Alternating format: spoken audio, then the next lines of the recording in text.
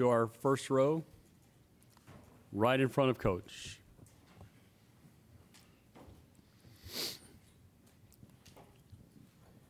Dan Tortora, wakeupcalldt.com. How are you, Coach? I'm great. How you doing?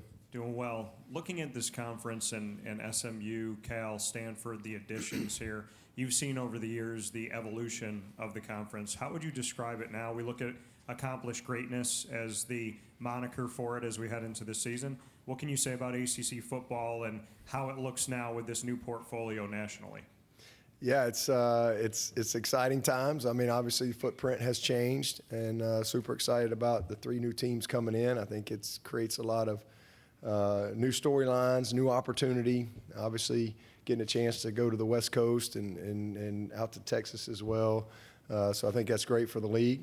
So it should be a lot of fun. I mean, it's, you know, you don't, the days of divisions and all that stuff are gone, and you know, it's always been about winning this league. You know, I think that's the main thing. And now, you know, not only do you, if you win the league, or you have an opportunity to be in the playoff, but you got a great chance to get the bye. And so I think that's just makes it, you know, even more exciting because more teams, more competition.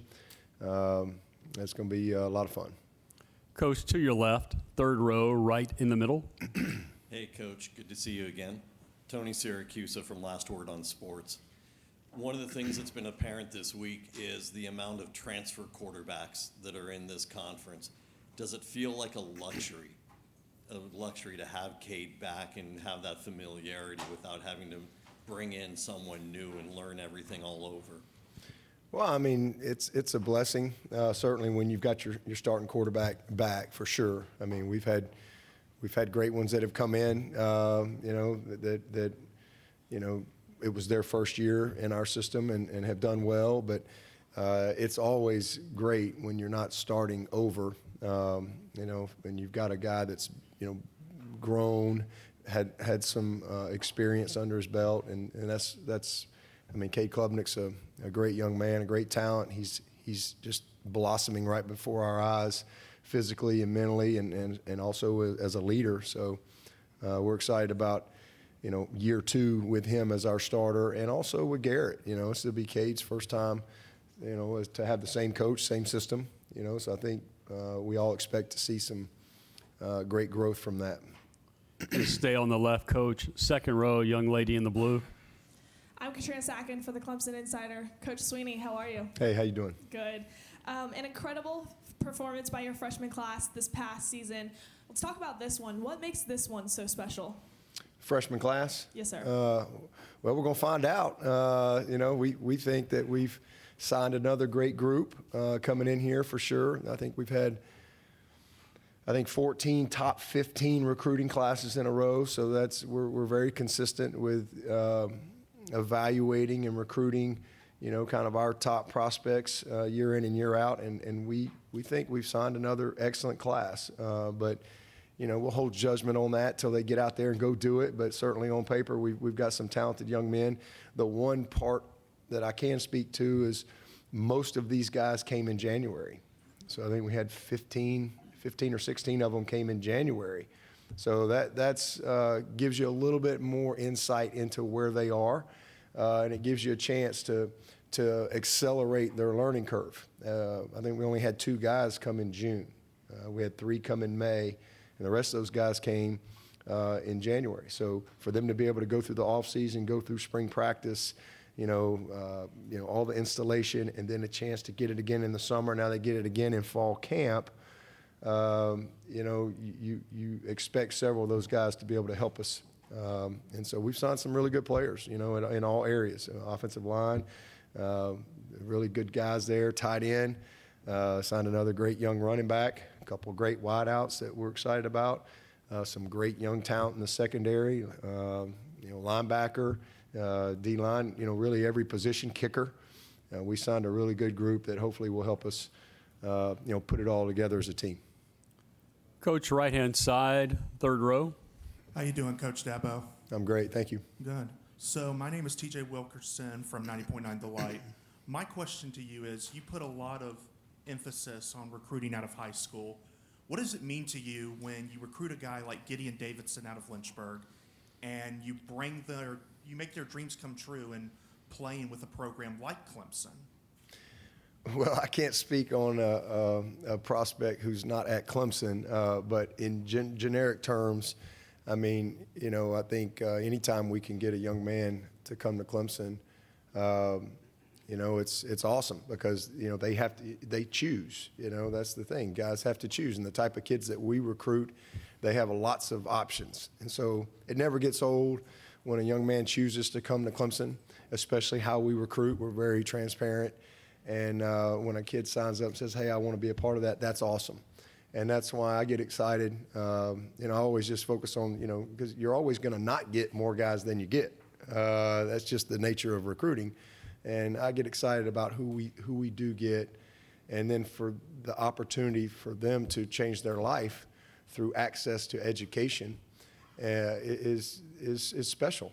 I mean, ultimately, that's what it's all about, for these guys to continue to chase their dream, to play at a place like Clemson and at this level of football and to continue to be developed as a player, but also to, be equipped as a man through the education process it's awesome to see that transformation, in a young man's life and to have a front row seat of that, to watch them go from 17, 18 to 22, 23 years of age. We'll stay on the right, Coach. Second row towards the end. Hey, Coach. David Hood with TigerNet.com. There's a proposal out there to up the scholarship limit to over 100. Are you for that? And then how will that change, or will it change how you handle high school recruiting / transfer portal / being able to hand out scholarships to walk-ons? Will that change any of that or how you look at it? Yeah, I mean, all of that is TBD, if you will. The crazy thing is there's not many coaches that want 105 scholarships. We want to keep our walk-ons. It's hard to manage, that many guys. And when you have that many guys on scholarship, you think you got transfers now. You wait till that number gets there. It's going to be a lot. So it's going to change a lot of things. But I think it's a product of the lawsuit that was settled. I don't think there was an intention to say, okay, you can have no more walk-ons. I think just the way it was settled was whatever your roster size is, that's your scholarship limit. So you couldn't limit scholarships. And so obviously that's where administrators get together and say, no, wait a minute, we can't have 130 guys on scholarship. So we're going to have to reduce the roster. But whatever they reduce it to, everybody's got to be on scholarship. So, that's how we've gotten to this situation. Now, that's great for baseball. That's great for soccer and some of the sports that, you take 11 scholarships and spread it out amongst 30-something guys. They all have to be on scholarship.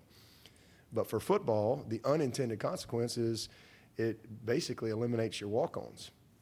And there's no coach that wants that. It's a really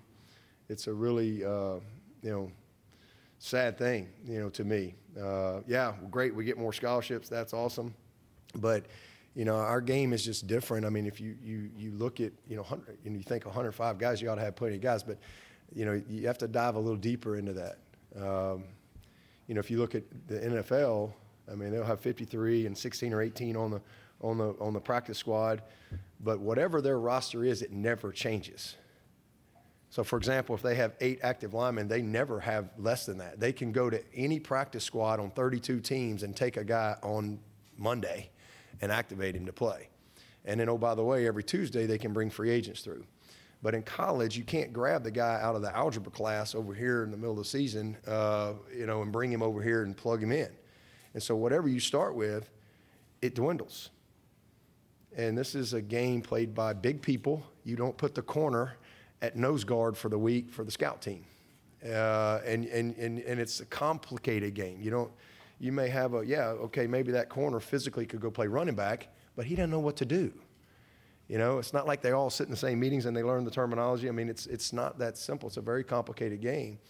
It's frustrating. You need to not be able to have the walk-ons. And then in our world, we don't get them at 7 and they leave at 4. And we have a very small window to practice.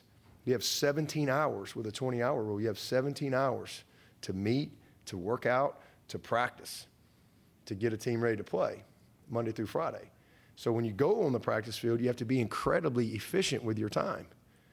And if you don't have scout teams, to be able to present the looks, it's really difficult.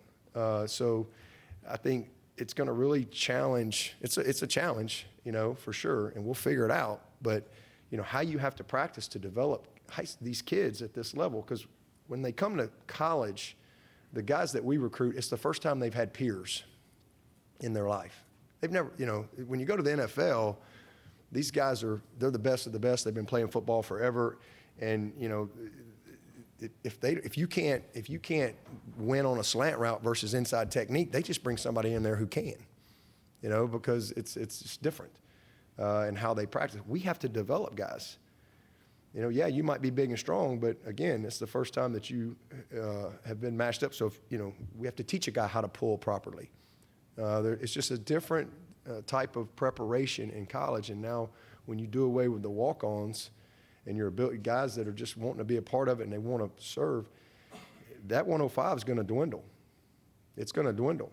And, we can't go we have no way to practice. There were teams last year that played bowl games that if this rule was in effect last year, they would have had to forfeit the bowl game because they wouldn't have had, enough players.